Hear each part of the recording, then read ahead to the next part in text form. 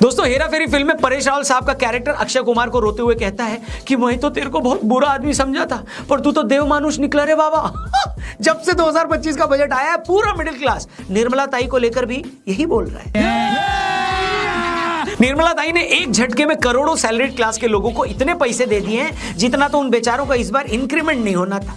कुछ लोग तो इस सेविंग से इतने एक्साइटेड हो गए कि उन्होंने प्रॉपर्टी डीलरों को फोन लगाकर बुर्ज खलीफा के रेट पूछने शुरू कर दिए। प्रॉपर्टी डीलर पूछ रहा है कि सर बुर्ज खलीफा पे फ्लैट चाहिए, और ये लोग बोल रहे नहीं, पूरा बुर्ज खलीफा बताओ कितने का लगाओगे।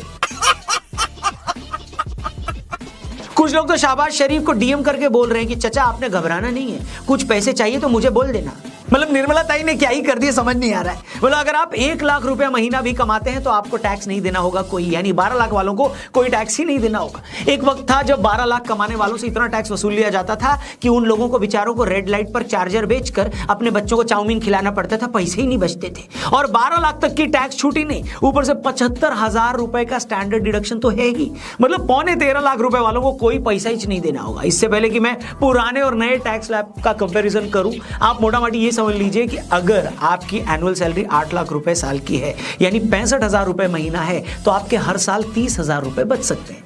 अगर आपका पैकेज 9 लाख है तो साल के 40,000 बचेंगे, 10 लाख है तो 50,000, 11 लाख है तो 65,000, 12 लाख है तो 80,000, 18 लाख है तो 70,000 और 25 लाख है तो साल का 1,10,000 रुपए बचेगा। मोटा मोटी जिन लोगों की सैलरी 50-60,000 से 2 लाख रुपए महीना है, उनके अगले साल से सिर्फ टैक्स के एक महीने में 3,000 से लेकर 10-11,000 बच सकते हैं। मतलब जितना इस सैलरी पर एक बंदे का साल का इंक्रीमेंट नहीं होता, उतना पैसा तो आप टैक्स में बचा लेंगे। दूसरे शब्दों में कहूं तो मार्च अप्रैल वाले इंक्रीमेंट से पहले ही सैलरीड क्लास का एक इंक्रीमेंट तो गवर्नमेंट ने कर दिया। अब आप चाहो तो पहले इसी बात पर आधा घंटा भंगड़ा डाल सकते हो, क्योंकि ये वही मिडिल क्लास है जिसको वित्त मंत्री से सबसे ज्यादा शिकायत थी। वो बेचारा यानी मिडिल क्लास यही सोच रहा था कि सरकार या तो बड़े बड़े बिजनेसमैन की परवाह करती है या उन गरीबों की परवाह करती है जो उनके वोट बैंक है। हमें क्या मिलता है हर बजट में? घंटा। लेकिन ऐसा लगता है कि प्रयागराज में लगे महाकुंभ का असर निर्मला ताई पर भी हुआ है। उन्हें भी लगा कि महाकुंभ के इस सीजन में हम भी मिडिल क्लास को टैक्स में बड़ी छूट देकर अपने कुछ पाप धो सकते हैं। मगर इससे पहले कि मैं आपको डिटेल में बताऊं कि इस बार टैक्स स्लैब में क्या क्या बदलाव हुए हैं और आपसे जुड़ी ऐसी कौन सी चीजें जो सरकार ने सस्ती कर दी है, आपको एक इंपॉर्टेंट बात बताने जा रहा हूं, ध्यान से सुनिएगा। जैसे गवर्नमेंट ने इस बजट में भी इकोनॉमिक ग्रोथ और इनोवेशन पर फोकस किया है, वैसे ही जॉब मार्केट भी एआई और ऑटोमेशन की वजह से लाइटनिंग स्पीड से बदल रही है। 2004 में एनवीडिया की अर्निंग सिर्फ $100 मिलियन थी। आज 2025 में ये सिर्फ 12 घंटे में इतना कमा ले रहे हैं। ओपन एआई और यूट्यूब भी एआई की वजह से ग्रो कर रहा है। एआई सिर्फ फ्यूचर ही नहीं, ये आज के प्रेजेंट को भी रीशेप कर रहा है। अगर आप एआई इग्नोर करते हैं तो आउटडेटेड स्किल्स के साथ पिछड़ सकते हैं दोस्तों, जबकि आपका कोलीग एआई का यूज करके आगे निकल रहे होंगे। ये आप देखिए, मैसेज बिल्कुल क्लियर है दोस्तों। अगर आप अपने स्किल्स को अपग्रेड नहीं करोगे तो पीछे छूट सकते हो। इसलिए मैं आपको रेकमेंड करने जा रहा हूं एक 3 hour hands on AI training. Usually paid होती है, लेकिन पहले 1000 लोगों के लिए बिल्कुल फ्री है। सीखें कैसे एआई का यूज करके अपने काम को ऑटोमेट कर सकते हैं आप, और प्रोडक्टिविटी को कैसे बढ़ाएं। Data analysis, excel reading and summarising long articles and financial statements, making PPTs, ऐसी कई सारी चीजें जो आसानी से आप कर सकते हो। 25+ एआई टूल्स सीखें जो आपको data analysis, business strategies frame करना और अपना पर्सनल ब्रांड बनाने में भी मदद करेंगे। ये वर्कशॉप ऑलरेडी 10 लाख से ज्यादा लोगों ने अटेंड किया है और अपने करियर में वो लोग आगे बढ़े हैं। लिंक डिस्क्रिप्शन और पिन कमेंट में दिया है। अभी जाकर वहां पर रजिस्टर करिए और व्हाट्सएप ग्रुप को भी ज्वाइन करिए ताकि टाइमली अपडेट्स आपको मिलेंगी। All the best. वीडियो में आगे बढ़ते हैं। तो दोस्तों, बात यह है कि जैसे ये बजट सामने आया है, पूरा विपक्ष ये बोलकर इस बजट का विरोध कर रहा है कि ये बजट तो बेरोजगारी बढ़ाने वाला है। जब हमने पूछा कि बेरोजगारी कैसे, तो उनका जवाब था कि इस बजट में सरकार ने मिडिल क्लास को इतना कुछ दे दिया है कि अब विपक्ष के पास बोलने के लिए कुछ बचा ही नहीं है और विपक्ष बेरोजगार हो गया है। फिर से हम टैक्स की बात करें तो हमने आपको ये बता तो दिया है कि कितनी इनकम वाले का कितना टैक्स बचेगा। अब आपको ये भी बता देते हैं कि दूसरा कमाल सरकार ने किया क्या है।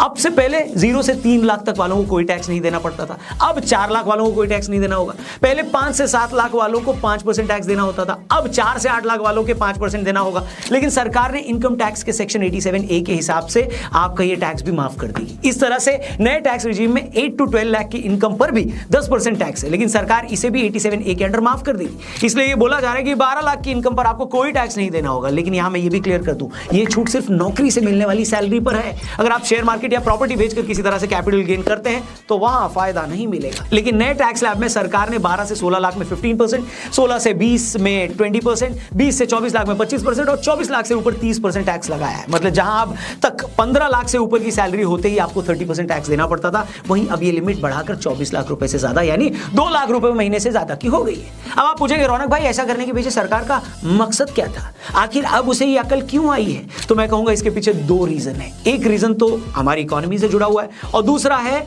Political reason. तो पहले उसी पॉलिटिकल रीजन को मैं समझा देता हूं। तो बात बड़ी सीधी सी है दोस्तों, जून 2024 में जब लोकसभा के रिजल्ट आए और बीजेपी को उतनी सीटें नहीं मिली जितना वो सोच रहे थे कि मिलेंगी, तो खुद बीजेपी के लोगों का यह मानना था कि सैलरीड क्लास या मिडिल क्लास उससे नाराज है, क्योंकि मिडिल क्लास को लगता है कि सरकार हम पर ध्यान ही नहीं देती।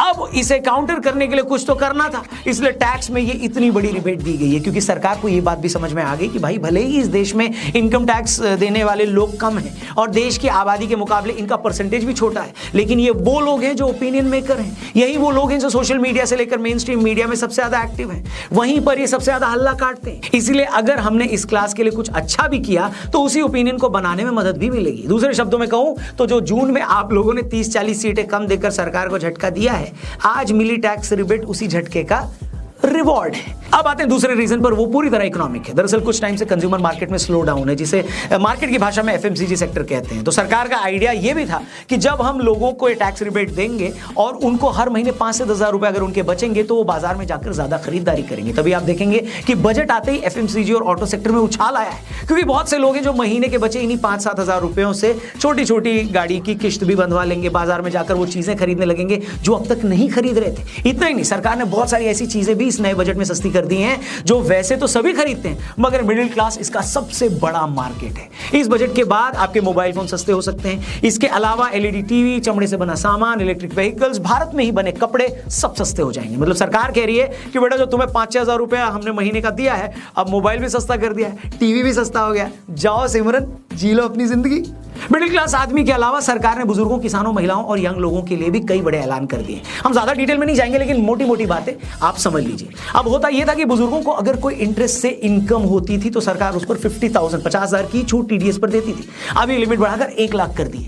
जो लोग टैक्स फाइल करना भूल जाते थे वो पिछले 4 सालों का आईटी रिटर्न एक साथ फाइल कर सकते हैं। सबसे बड़ी बात, सरकार ने बहुत सारी कैंसर की दवाइयां सस्ती कर दी। अगले 3 साल में भारत के सभी जिलों में कैंसर के डे केयर सेंटर बनाए जाएंगे। इस साल बिहार में इलेक्शन है तो सरकार ने बिहार को इतना कुछ दे दिया है कि शहबाज शरीफ भी प्रेस कॉन्फ्रेंस करके बोल रहे हैं कि पाकिस्तान भी बिहार में ही आता है और उसका असली नाम पश्चिमी बिहार है।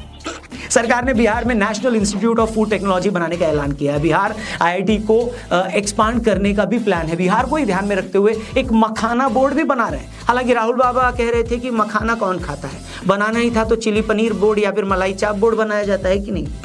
इसके अलावा सरकार ने टीडीएस से जो इनकम होती थी उस पर टीडीएस की रिबेट को 6 लाख रुपए तक कर दिया है। किसानों के क्रेडिट कार्ड की लिमिट को 3 लाख से बढ़ाकर 5 लाख कर दिया है। अगर कोई किसान डेयरी और मछली पालन करना चाहता है तो उसे 5 लाख रुपए तक का लोन भी मिलेगा। युवाओं के लिए अगले 5 साल में मेडिकल की 75,000 सीटें बढ़ाई जाएंगी। देश के 23 आईआईटी इंस्टीट्यूट्स में देश में 6500 सीटें बढ़ाई जाएंगी। वहां पर सभी सरकारी मिडिल स्कूलों और प्राथमिक स्वास्थ्य केंद्रों को ब्रॉडबैंड से कनेक्ट किया जाएगा। युवाओं के लिए अगले 5 साल में मेडिकल की 75,000 सीटें बढ़ाई जाएंगी। एमएसएमई के लिए लोन गारंटी की लिमिट को 5 करोड़ से बढ़ाकर 10 करोड़ कर दिया गया है। मुझे पता है आप में से कुछ लोगों का इंटरेस्ट टैक्स स्लैब और टैक्स में मिली रिबेट के अलावा किसी चीज में नहीं होगा, और वो मैं समझ भी सकता हूं क्योंकि हम सब ऐसे ही हैं। लेकिन कभी कभी हमारे लिए एज ए कंटेंट क्रिएटर ये बताना जरूरी हो जाता है ताकि आप सबको पता लगे कि एक बजट कितने लोगों को इंपैक्ट करता है और कैसे ये बजट देश की तस्वीर बदलता है। ओवरऑल जितने भी एक्सपर्ट्स को मैंने अब तक सुना है वो बजट को अच्छा ही बता रहे हैं। बाकी आप लोग बताओ ना दोस्तों, स्पेशली सैलरीड क्लास अगर देख रहा है, हेलो, आप टैक्स में इतनी रिबेट पाकर खुश हैं या आपको लग रहा है नहीं अब भी कोई कमी रह गई है और आप मन में सोच रहे हैं कि यार निर्मला ताई अगर हर महीने